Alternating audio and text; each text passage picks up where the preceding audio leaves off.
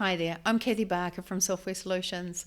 Now, an essential skill when working with Excel is being able to easily insert columns and insert rows and delete rows. Let's start with rows. First of all, we need to select a row. Say I want to select row 10.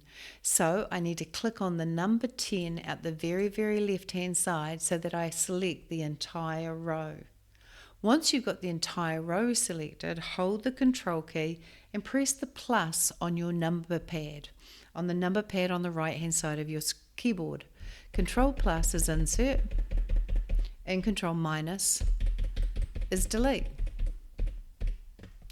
If you want to right click, you can do.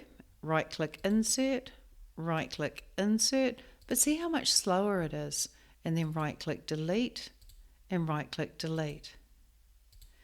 Instead, try and just select a row and use Control plus on your number pad and Control minus on your number pad. If you don't have a number pad, you can use the Control minus near the backspace key, but if you want to use the plus near the backspace key, you're going to have to go Control Shift plus to get the top character. Now, what about columns? Click on a column letter, Control plus to insert, Control minus to delete. If I have to insert lots of columns, then choose more than one, and every time you press Control plus and Control minus, you'll insert and delete more than one.